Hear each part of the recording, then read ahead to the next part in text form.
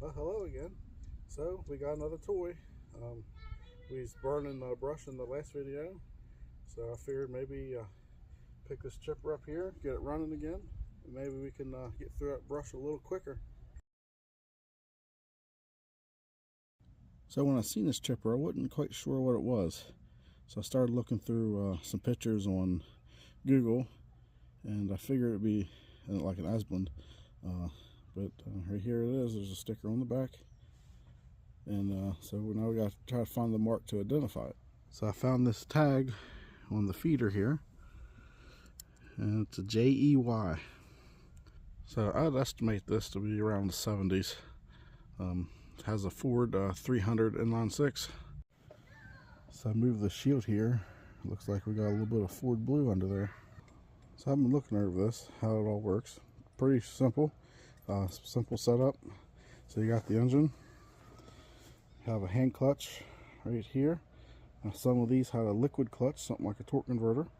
So it goes through the clutch, through a shaft, into a pulley. There's 4 great big belts under here. So once you're up here, the 4 belts go into another pulley, which goes into the drum here. And the shaft's right there, and that turns the drum inside here.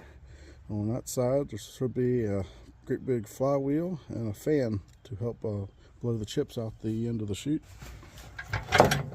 And then here's the drum with the blades on it. So here's the flywheel and the blower. Down here we got the fuel tank. Now I've noticed this.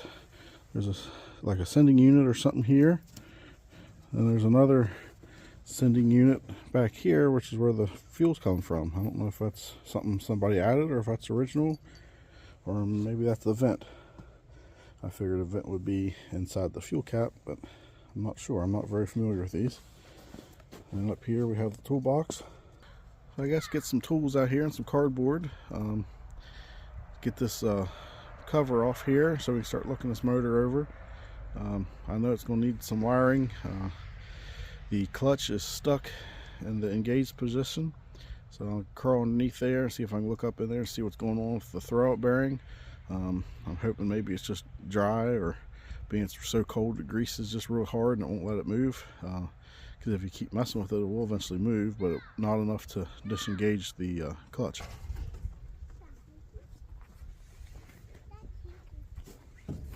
Okay, we'll see what this oil looks like. A little on the low side.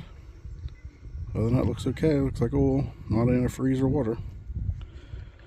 We'll leave that alone for now. Only thing I see is the top of the tubes, no antifreeze. So maybe it was drained out. I'm not sure. Let's hope it was antifreeze in there, not water. That filter looks pretty plugged up. I'll have to figure out where to get parts for this thing, because that's not a normal Ford filter that I'm aware of. So let's get that off of there and take a look down this carburetor and see how clean it is on the inside. Throttle works. Choke moves.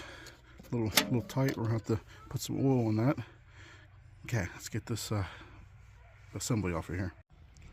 Yeah, it's pretty clogged. Wouldn't be surprised if it was acting as a choke, making it run really rich, kind of flooding itself out.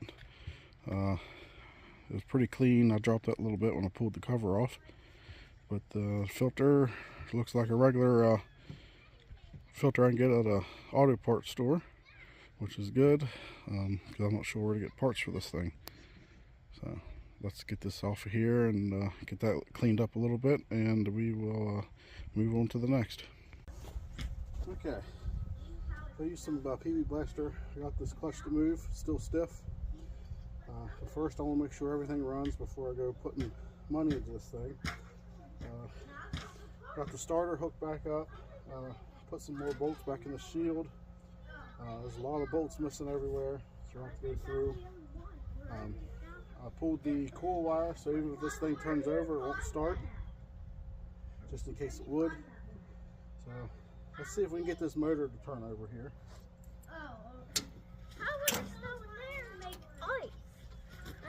There we go, bad connection.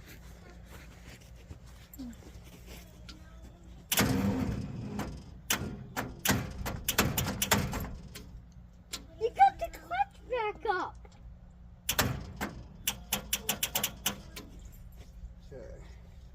think you need the choke.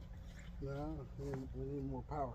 Okay, so it ain't locked up. That's good. Now we gotta figure out how to come up with some battery. So here's part of our problem. This wire is so corroded, it's falling apart. We'll cut the end of this off, see if I can get some better wire. If not, I'm gonna have to go into town and get some more wires. This thing could really use all new cables, and grab the battery out of my car and get a little more power than just the jump box. So let's get this fixed. See if we can get the terminal cleaned up, put back on there. So there's some more of the wires stuck to the terminal. Okay, let's try this again. It's still not doing anything. Nope.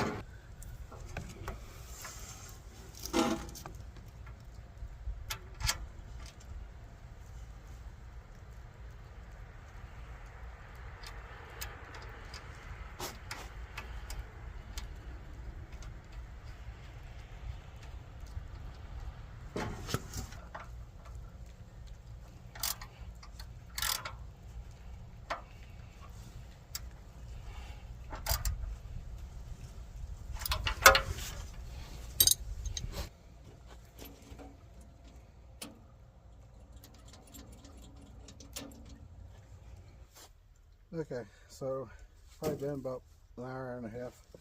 Finally did get the turnover. So we have a ground problem somewhere. I went through, cleaned everything. I can't, if for some reason it still has a ground problem. So we're going to have to go through, put all new wires on it and everything.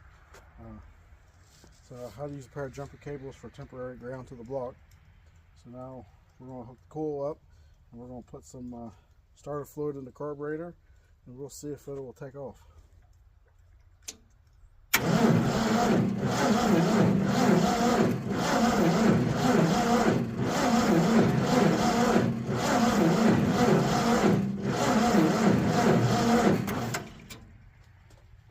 didn't even hear it try.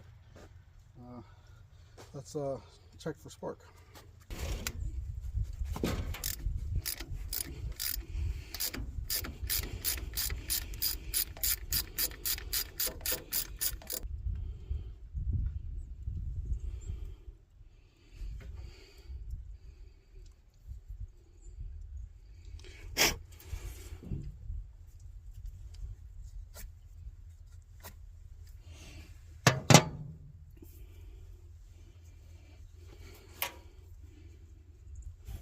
Porcelain's cracked on this one.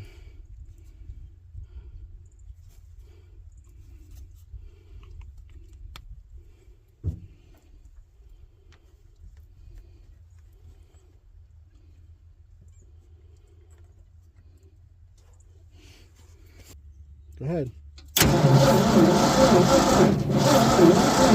All right.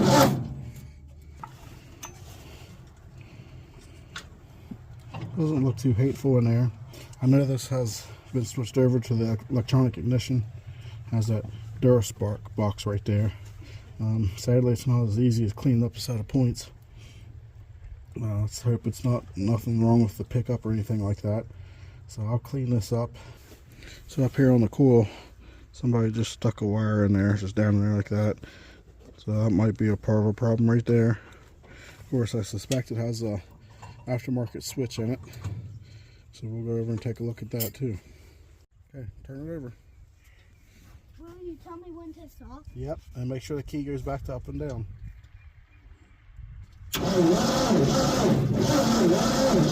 Alright, stop. So as I've been working with this, I noticed this right here. So that makes me nervous of a cracked block. Now the soft plugs seem pushed out, as if ice was in there. And there's some more right there. But if you come back here,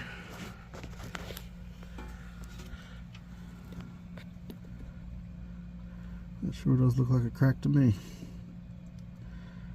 So that's not good. I don't like that. There was a lot of rust around it, and I wiped it off with my finger. So I've tried a few things. I can't get any spark. I know these ignition modules were good for just going bad and shutting down. These connectors, they're not in the great shape. They're pretty horrible, actually. So I think I'm gonna go ahead and get another box and see if that will change anything. I'll clean the other connectors up, but still, I've just seen that crack over there. I mean, as long as it didn't hurt the cylinder, which I don't think it did, because it still turns over. I know compression in one of the cylinders was on the weak side, because I could hear it when the starter was cranking it. So let's hope that didn't go through the cylinder. I can put some more JB weld on it. At least get it running long enough to do the job I need it to do. Just before I pass it on to the next person, I'm going to let them know. Or if I can track down a decent 306, I might just swap everything over and put it back in and just put another motor in it. From what I can tell, they look pretty standard to a regular F-150 300. Or I think they even put these in the F-250s. So we'll see what happens. Hopefully everything's the same. I can just switch everything over, but if I can get it to hold water and get the job done, I'll just leave it that way for now.